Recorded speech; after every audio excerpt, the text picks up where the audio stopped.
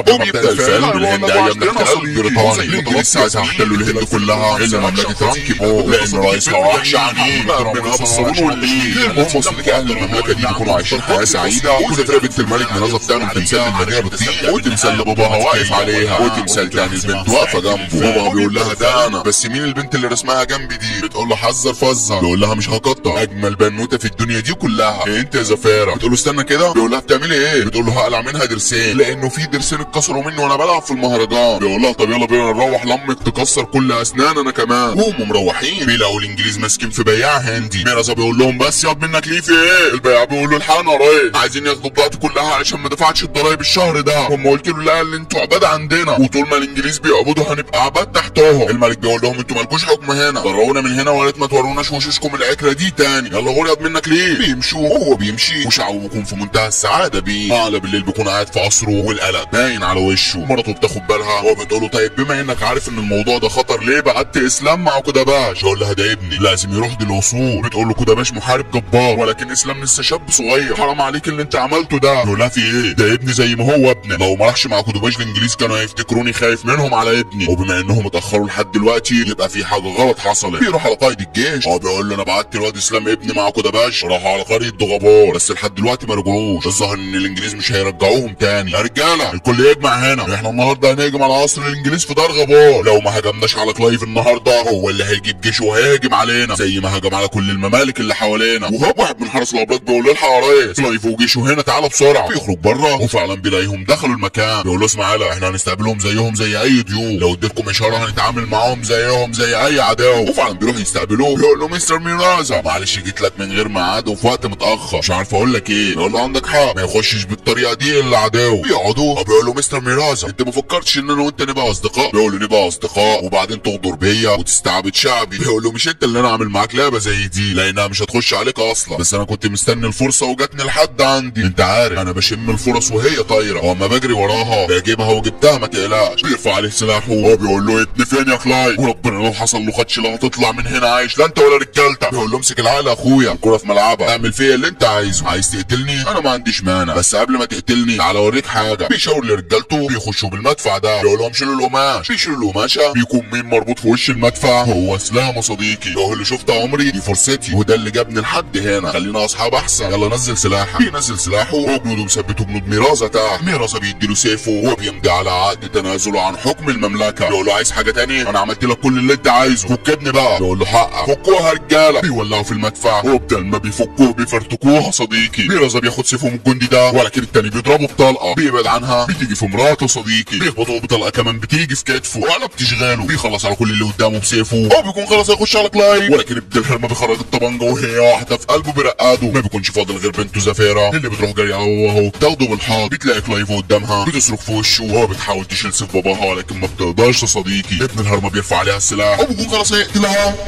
تفتكر ان ده هيحصل يا صديقي؟ لا والله يحضر في المكان بالحمار الكذاب الكبير الشغلات المثير كوداباش. بيشرح في اي حد قدامه وجنود المدينه بيهجموا على الانجليز. كوداباش بيقول لها تعالى يا زفيره. بتروح جري ناحيته وابن الهرمه بيخبطها بطلقه ولكن بتنزل لكوداباش بياخدها على الجحش طيران بره المدينه. كلايف ما بيهموش لان اللي يهمه السيطره على المملكه وخلاص سيطر يا صديقي. وتعدي السنين وتفوت الشهور وتروح الايام وبعد 20 سنه الانجليز بيكونوا عاملين كامينو وبيدفعوا اي حد ضريبه معدي على الطريق ولكن ابو حمار ده ولا بيشغله ولكن المره دي حمار بجد يا صديقي. المهم الشخص ده بيشغل دماغه وبيخرج من الصف. الجندي ده بيقول له خد يلا رايح فين؟ بيقول له عايز ايه يا عم؟ بيقول له عم من الضريبه يلا. بيقول له ادفع ليه؟ بيقول له لان الطريق دي تبع الانجليز واي حد معدي عليها لازم يدفع ضريبه. بيقول له المفروض مين اللي يدفع؟ انا ولا رئيسي؟ بيقول له ازاي يعني؟ بيقول له مش عايز لك كتير انا ولا رئيسي؟ بيقول له رئيسك. بيقول له خلاص انا عرفت تاخد منه حاجه خدها اهو قدامك. بيقول له رئيسك الحمار ده؟ بيقول له لا ما تغلطش فيه. بيقول له لا حمار و60 حمار في بعض. بيقول له يا اخي هو علشان بيتركب وساكن يبقى حمار؟ بيقول له بالظبط. بيقول له ما هو انت الانجليز سايقينك ومحدش قال عليك حمار. واحد من آلة الملك اللي ورا بيقول له والله انت عسل يا اسطى عندك حق. بيقول له يا ريس ده عبد غبي. الملك بيقول له انت عجبتني قوي انا هدفع لك الضريبه. بيقول له لا يا ملك انا مستحيل اقبل من اي حد حاجه زي دي انا هدفع لكم كلكم. بيقول له انت لازم يا صاحبي تيجي عندنا نعمل معاك الواجب. بيقول له خلصانه. وفعلا بيدفع لهم كلهم وبيعديهم. وهم في الطريق بيريحوا على البركه دي. واحد منهم بيقول له ايه الناي ده؟ بيقول له انت تحب اسمعكم حاجه؟ بيقول له انت بتعرف تعزف؟ بيقول له ده انا فنان. تحب اسمعكم ايه؟ بيقول له حاجه المختار كوكلي. بيعزف على الناي ومره واحده البلطجيه دول بيطلعوا من اماكنهم، زعيمهم بيجي جري من ظهره ولكن ما بيضربوهوش، هو بيخش على الملك وعيلته ورجالتهم، بيثبتوهم وبياخدوا كل حاجه معاهم، بيخلصوا وزعيمهم بيقعد جنبه يقول انا متفق معاك هاخد على كل راس فيهم 5 ربع، سيبني بقى عليهم وتحاسبني على الضريبه اللي دفعتها لهم كمان. يقول له لا انت شيل الضرايب لوحدك، دول كتار قوي يا عم، واما قلبناهم دلوقتي كل اللي معاهم حوالي 3-4 كيلو دهب. يا صديقي الدهب كمان كان رخيص قوي، تخيل كانت الفضه اغلى من الدهب بكتير، لان ساعتها الفضه كانت اقل من الدهب بكتير. المهم يا زميل بيقول له انا مش دافع الا 28 ربع، بيقول له خليهم 30 وهاخد حتتين دهب منك، بيدي له حسابه وكل واحد منهم بيروح في طريق. البلطجيه وهم ماشيين بيلاقوا الانجليز طابين عليهم وبيثبتوهم باسلحتهم، بيقبضوا عليهم، وقائد الجنود الانجليز بيكون باص من بعيد بالمنظار، هو اللي بيكون مسلمهم تسليم قهاري، هو فيرا صديقي. يقول له ايه رايك يا كبير، انا وعدتك ووفيت، شويه بلطجيه زي دول مطلوبين هيجيبوا لك ترقيه فوري، دول 10 وعلى كل واحد فيهم 20 جنيه استرليني، يعني حسابك 200 جنيه يا باشا. بيقول له لا 100 جنيه حلو عليك، بيقول له حرام عليك، انا مش هقول لك لا، بس انا بتعب قوي علشان اجيب لك الناس دي، وبعدين انت ما لقيتش غير واحد يتيم تخصم منه، ده انا ست لسه ميته مش عارف اكفنها ازاي ومنين. بيقول له خلاص يلا ما تعيطش، خد الفلوس اهي، بياخد الفلوس. هو بيقول له الحمار ابقى فكرني يا اسطى طلع اي حاجه رحمه على روح ست اللي ما اعرفهاش اصلا، ربنا يخليها لنا، دايما بضحك بيها على المغفلين دول. هو ده فيرا صديقي نصب من الدرجه الاولى علشان القرش يبيع ابوه بسهوله. في الوقت ده في المينا واحد هندي بيقول للقبطان يا ريس احنا عايزين ندخل التمثال ده والرجاله مش راضيين يطلعوه على السفينه. بيقول له فين التمثال ده؟ بيقول له اهو، بيشيل من عليه القماشه، بيشوف التمثال، هو بيكون في منتهى الاندهاش، بيقول له حلو قوي، وهو لسه متمطر عليهم. الانجليز بيقولوا يلا هنحرك السفينه بسرعه، الميه بتبل التمثال، ولكن ده ما بيكونش تمثال، بيكون كدباش وزفيره ورجالتهم يا صديقي، بيخرجوا اسلحتهم، وزفيره بتخرج القوس بتاعها وبتربط الحبل في سهم بتجيبه في عمود السفينه، كده بيتحركوا وراه الرجاله وبينزلوا فيهم تخبيط في المطاوي، الناحيه التانيه زفيره بتكون شغاله بالقوس الله ينور، واللي بتشوفه فعلا بيتعور. ابلع على بيخلصوا على كل اللي في السفينه، وبمدافع السفينه بيدمروا المينا، بيرفعوا علمهم على السفينه وبياخدوها بكل الاسلحه والذخيره والبيره اللي فيها.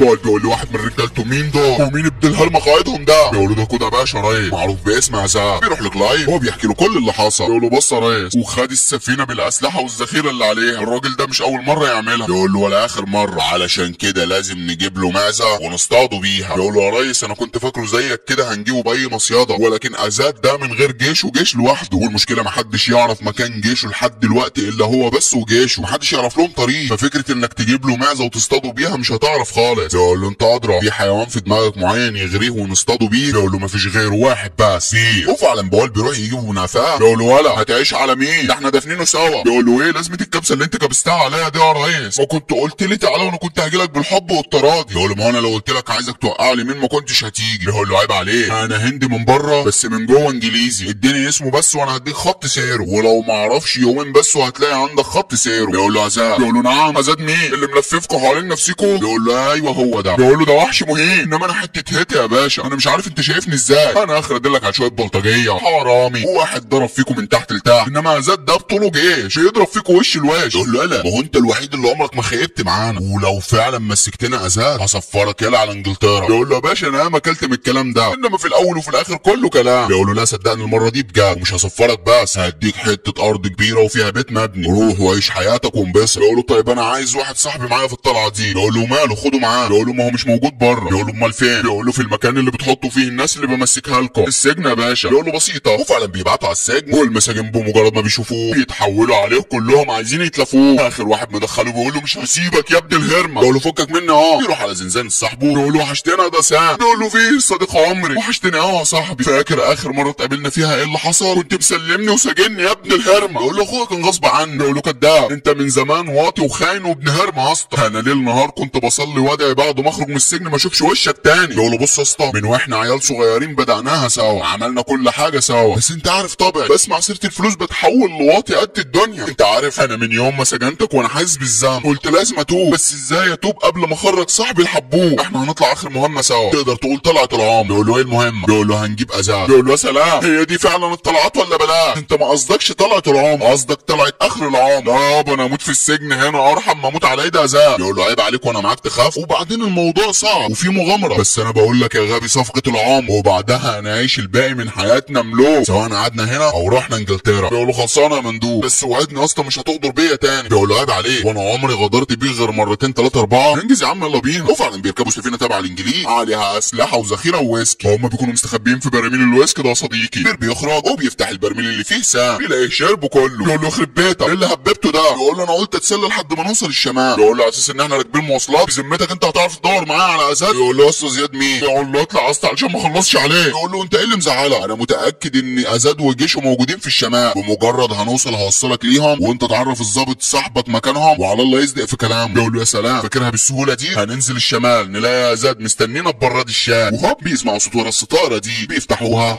بيلاقوا فيها هنود متباعين يا صديقي، بيديهم ميه، وهو واحد من الجنود الانجليز بيقفشها بيخرجهم بره. بيقول له القبطان وربنا يا ريس انا تبعكم، اتصل بالقائد بس وقول له فيه. يقول له اتحرك يلا لغزك بالسيف. بيمشوا لقدام وبيكونوا خلاص هينزلوا في الميه، ولكن بيلاقوا السفينه دي جايه عليهم، مدفع واحد بيوقعوا العمود فوقيهم، وفير وسام بيتعلقوا من رجليهم، بياخدوا غطس لتحت والسفينه بتكون خلاص هتخش فيهم، ولكن بيطلعوا بسرعه لفوق. واللي بيكون هاجم بالسفينه دي مين؟ هو ازاد وزفيره ورجالتهم يا صديقي. فير وسام بيستخبوا منهم، وازاد بيقول لرجالته هجوم بالحبال بنط عليهم، ومن بعدها هنكبه تشوف التشريح فيهم. ابلع على سام بيقول له شايف زي ما بيقول ازاد وحش عنيف، استنى يا اسطى رايح فين؟ بيقول له انت تسمع كلامه وانت ساكت ها؟ بيخش على الجنود الانجليز، واول واحد بيجيبه على الارض التاني بيرميه في الميه، بينزل جنب ازاد اللي بياخد باله منه ولكن مش عارف ده مين، بيقفوا في وش بعض، ولكن واحد من الانجليز بيخش عليهم، فير بيصدوه وازاد بيغزه. يقول له عاش عليه اما زفيره يا عيني على زفيره، ده صديقي الكبيره. بالقص من فوق نازله عليهم زي المطر، بتخلص الاسهم اللي معاها وبتنزل تغرق الارض عسل. فير بيعجب بيها واولاد الحرمه بيتلموا عليه ولا بيهزوه، بيخلص الموضوع وازاد بيفضل مستغرب عليه، بيروح جري مع زفيره والاتنين بيعملوا دويتو خطير، بتبص عليه وازاد بيغج الاتنين دول وهم بيكملوا عليهم، بيقفوا في ظهر بعض والارض تهزم عليك يا قدي. بيكونوا خلاص ماشيين، ولكن فير بيشوف القبطان رافع سلاحه وخلاص هيضرب، بيجي يهرب يخبط في الحديد اللي بيرجع تاني لورا، الطلقه برضه بتيجي فيه. ازاد وفيرا بيبصوا عليه وبيكونوا فاكرينه خد الطلقه بدالهم. زفيره بتخلص على ابن الحرمه ده، وفير بيفوق على صوت الست دي بتقول له هتتحرك من مكانك لا تولع. سام بيخش عليهم وبيقول له دي الدكتوره جاتون عندها شويه بيره يا اسطى يرد الروح. بتقول له ما تحلمش مش هشربك تاني، وبتسيبهم وتمشي. فير بيقول له دي حبيبتك الجديده ولا ايه؟ بيقول له يا عم حبيبه مين؟ احنا في المكان اللي مستخبي فيه ازاد ورجالته، انت بقالك 4 ايام نايم مش دريان باي حاجه. اضطريت بقى اشلط وامرط واكذب واتكلم عن بطولاتك وانجازاتك اللي حققتها وانت بتحارب الانجليز. الرجاله بيخشوا عليهم بيخرجوا معاهم لبره، بيلاقوا جيش ملوش اول من اخر واقف قدام ازاد. اوفر بيقول لهم في ايه يا رجاله؟ هم بيوزعوا لحمه ولا ايه؟ بيقول له مسكنا جاسوس وسطنا، والجاسوس بيقول لازاد ابوس ايديك سامحنا يا سيد الناس. بيقول له سامحك على ايه؟ انا اولادي كلهم ماتوا بسبب خيانتك لينا. بيخرج سيفه وبيخلص عليه بلا رحمه. سان وفيراج بيكونوا في منتهى الرعب، وجيش ازاد كلهم بيهتفوا باسمه. ازاد بيشاور على فير وبيقول له تعالى هنا. بيقول له تحت امر ما عليك يا سيد الناس. بيقول له انت وقفت معايا وقفه رجاله وكمان خدت الطلقه بدل بنتي، تاخدوا واجبكم والرجاله هيوصلوكوا لحد بيوتكم. بيقول له لا يا سيد الناس احنا عادي ممكن نعيش في اي مكان. بيقول له مفيش الكلام ده، خدوا واجبكم وشوفش وشوشكوا تاني، وبيسيبوه يمشي. بيروح يرفع عليه سيف ولكن بيقلبه وبيركع قدامه. هو بيقول له انت انقذت حياتي من موت يا سيد الناس، وانا تعبت من حكم الانجليز فينا، خليني معاك واعتبرني واحد من رجالتك ولا تخلص عليا دلوقتي. بيقول له ما هو انت كنت معاهم على السفينه. بيقول له اه كنت معاهم، بس اولاد الهرمه كانوا هيخلصوا عليا. انا صحيح اسمي اجنبي بس مش هموت من واحد اجنبي، لو هترجعني تاني اقتلني على الاقل ابقى مت على ايد هندي شريف زيك. ازاد بيرفع سلاحه ابو خلاص هيعملها ولكن بيوقف السيف على رقبته. طبعا فير بيكون في منتهى الرعب، هو بيقول له طالما وقفت السيف يبقى هتضمني لرجالتك صح؟ صدقني هكون عبد تحت رجليك بس ما ترجعنيش ليهم تاني. بيشيل السيف هو بيمد له ايديه بسلام، بيقول له من النهارده انت واحد من رجالتي يا فير وخلي السيف ده معاه. هو بيسيبه ويمشي. على بالليل زفيره بتكون بتحلم باللي حصل لعيلتها قدام عينيها ومش قادره تنساها صديقي. بيخش عليها ازاد وهو بيقول لها لسه بتشوفي نفس الكابوس؟ بص يا بنتي من يوم ما اتولدتي ابوكي لبسني غويش عليها اسمك وقال لي زفيره دي في حمايتها، ومن ساعتها وانا حميكي من اي ابن هرمه يفكر يأذيكي، ولكن برضه حاسس اني مقصر معاكي لاني مش عارف لحد دلوقتي هخلصك من الكابوس ده، ولكن وعد مني قريب مش بعيد هنكون انا وانت وجيشنا مخلصين على الكلب اللي اسمه كلايف ده واخدين بطر اهلك منه ومحررين المنطقه من ظلمه.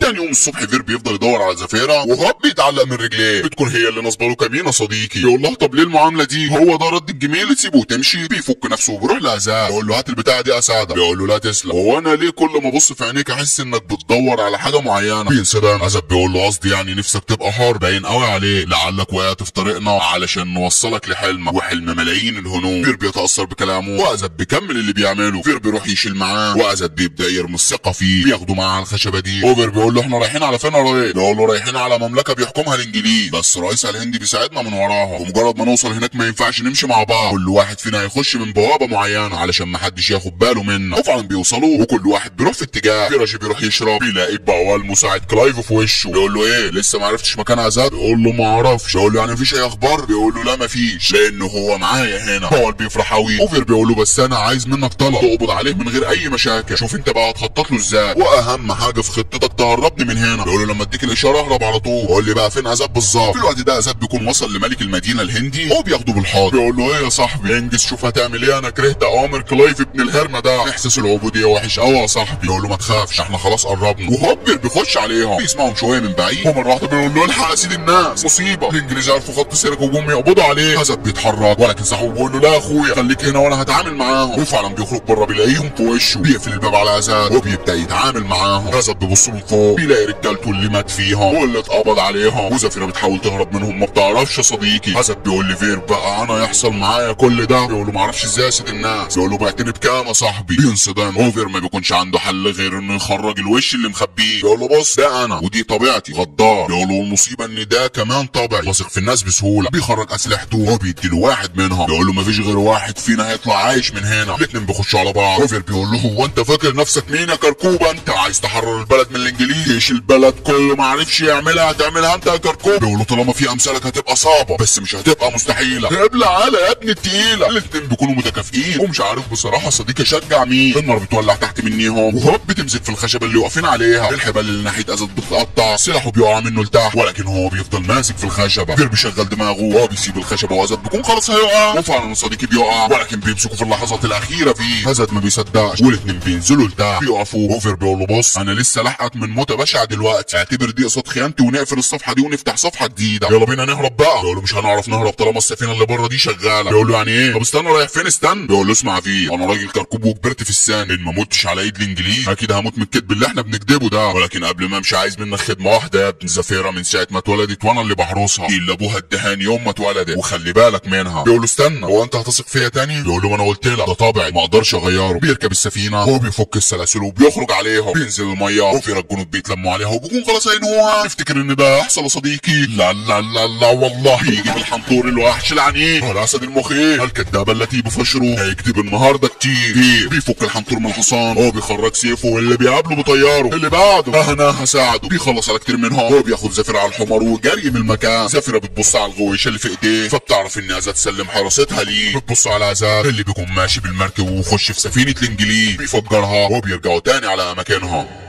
كلهم بيكونوا في منتهى الحزن على رئيسهم، وزفيره بتقول لهم كلايف ابن الهرمه هو اللي بعت جيشه وخلص علينا. الطر ما بقاش ترى عيلتي وحريه جزء من بلدي بس.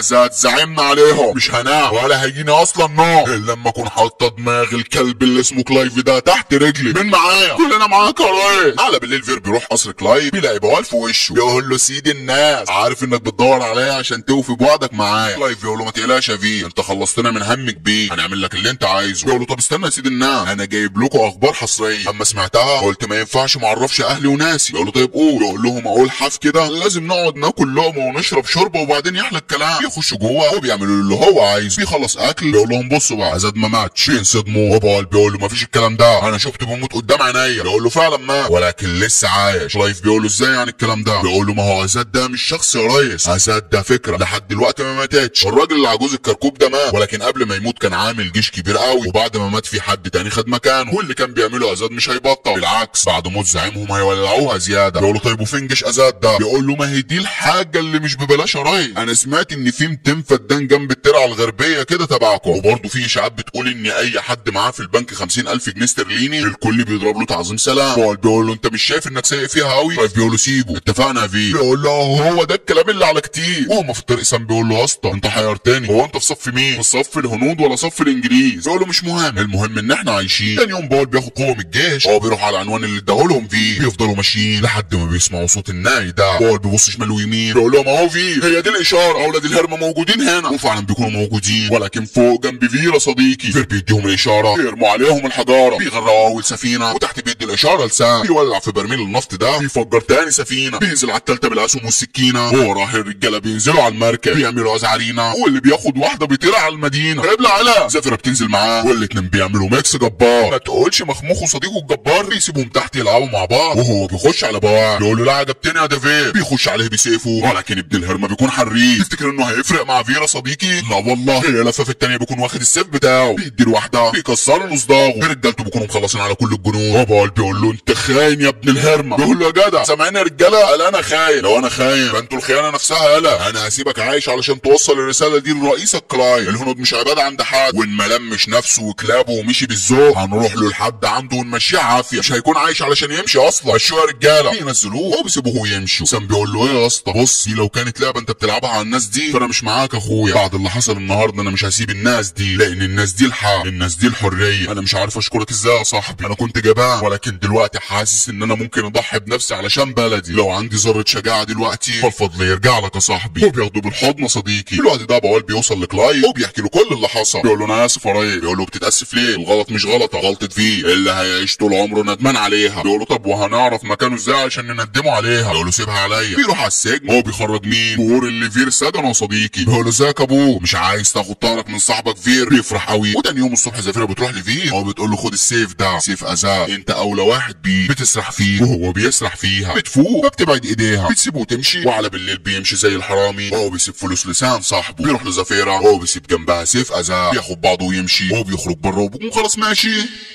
ولكن بيلاقي الانجليز كابسين عليهم. بيرجع جاري هو بيقول لهم اتهجم علينا يا رجاله. الوقت ده بوال بيقول لك لايف عاش عليك يا ريس، بس احنا كنا جبنا كام سفينه فاضيين علشان نلم الكل فيها. مش مشكله هنلم اغلبهم ونرجع ناخد الباقي. بيقول له ناخد مين؟ انا ما جيتش هنا علشان اخد حد، انا جيت هنا علشان اهد المكان عليهم. نفذ يلا. بوال بينصدم وفعلا رجالته بيضربوا فيهم بيدمروا بيوتهم بالكامل، ولكن الباقي من جيش ازاد وزفيره بيهربوا بالمراكب البديله. بياخدهم في القريه اللي كان عايش فيها وبياخدهم على بيت الرقاصه بتاعته. بياخد الرقاصه على جنب بتقول له ايه اللي انت بتعمله ده؟ مش كفايه مستحملك وانت عايش عليا تجيب لي كمان جيش معاه؟ يقول لها دول غلابه ومتورطين طورتها هيموتوا فيها. زفيره بتقول لها احنا رجاله ازاء والانجليز حاطين مكافاه كبيره قوي لاي حد يقول لهم على اماكننا، ولو فضلنا مستخبيين عندك هنا احتمال كبير قوي تتاخدي في الرجلين. بيقول لها مش بالظبط يعني كده. بتقول له اخلص خالص، تسلمي على صراحتك يا، بتقول لها زفيره. بتقول لها تسلمي على صراحتك يا زفيره، وعلشان صراحتك دي هساعدكم. ايه المطلوب؟ بتقول لها كلايف عامل حفله كبيره قوي وانت رقاصه قد الدنيا، اكيد هيجيبك في الحفله دي. احنا عايزين نخش الحفله ونرقص وسط الفرقه اللي هترقص معاكي، وفي الوقت المناسب هروح انا اخلص على كلايف موته هيحرر ممالك كتير قوي من العبوديه. بتقول لها انا معاكي يا اختي. وفعلا تاني يوم بالليل الحفله بتبدا، وفي بدايه الحفله كلايف بيقول سكوت ما اسمعش الصوت. الكل محتار ليه انا عملت الحفله دي. اوفر وزفيره بيكونوا وسط فريق الرقص وسامعين كلام كلايف اللي بيقوله. كلايف بيكمل بيقول انا معايا شخص كان راعب الكل، رحبوا معايا باكبر بلطجي وقطعوا طرق في الهند كلها عذاب. بيشيلوا من عليه البطانيه دي. اوفر وزفيره وباقي الرجاله اللي مزروعين وسط الحفله بيكونوا في منتهى السعاده لان زعيمهم لسه عايش. واللي حصل يا صديقي اما السفينه انفجرت ازد نط منها ووقع في الميه. يا دوب بس اغمى عليه مش اكتر، علشان كده عرفوا يقبضوا عليه، غير كده كان هيكذب ويقرفنا. بيخلص كلام وازد بيقول له اوعى تفتكر ان بموتي هتموت الحريه، لو مت هيطلع غيري 1000 اذى. بيقول له هقتلهم بنفس الطريقه اللي هقتلك بيها دلوقتي قدام الكل علشان تكون عبره لغيرك. الحفله بتبدا وبعد ما بيخلصوا رقص سير بيدي السلاح لزفيره، بتاخده منه وهي نطه في الثانيه بتكون في وشه رافع عليه سلاح. كلايف بينصدم وبيعرف ان دي النهايه، بيستسلم. هو بيغمض عينيه وزفيره بتشد الزناق ولكن بيكون السلاح فاضي. وهبر بيقول لها برضه وثقتوا فيا، كانوا عايزين يخلصوا عليك يا كبير ولكن انا دايما سابقهم بخطوه. ما يعرفوش ان انا من بره هندي ولكن من جوه انجليزي. الكل بيكون في منتهى الصدمه. اوفر بيرفع عليها سلاح يقول كل جنود ازاد يخرجوا من وسط الناس والا هخلص عليها دلوقتي. الجنود كلهم بيخرجوا والجنود الانجليز بيثبتوها. اما فير بيروح لكلايف بيقول له برضه يا سيدي الناس تصدق ان انا اخونا، ده انا اخون نفسي ولا حاجه تضايق عيونك. ازاد بجيشه تحت ايدك زي ما طلبت مني بالظبط. ازاد بيكون في منتهى الغضب وبيفك ايديه اليمين ولكن 600 جندي بيمسكوها وبيحاولوا بالعافيه يثبتوها. فير بيقول لك لايف عارف مين دي؟ بنت الملك ميرازا. بيقول له يا سلام الحبايب كلهم في مكان واحد. بيقول له عملناها يا كبير. بيقول له عاش عليك يا واحد. على بالليل اهل المنطقه كلهم بصوت واحد مش هنسلم مش هنبيع مش هنسيب زفيره تضيع. بيقول لك لايف الشعب قلب الدنيا على زفيره. بيقول له بعد الفجر هنشنقها في الزنزانه، وفعلا بيعلقوا لها المشنقه. وابن الهرمه فير بيخش بالكعك كده على حراس الساق يقول لهم اخواتي وحبايبي قولوا يا اولاد دي حلاوه سفري بكره الصبح على انجلترا، خلاص هحقق حلم بكره يا ناس. بيخش على سام وبيقول له اخويا حبيب قلبي عارف ان نفسك في واحده بس عزه نفسك منعاه. بيسيبه ويخش على اسام وهو بيقول الباشا الكبير انت الوحيد اللي لازم ياكل من الحلاوه دي لان بصراحه من غيرك ما كنتش هوزعها اصلا. يا عم طب بتبص لي كده ليه؟ انت هتاكلني بعينيك ولا ايه؟ خد يا ابني خلي الحراس ياكلوا بزياده. كنا بنقول ايه بقى يا عم ازاد؟ انا عايزك تركز معايا، انت ساعتها كنت هتفهمني صح بس للاسف ثقتك في الناس كانت مشوشاه. راجل اهبل قال ايه؟ خد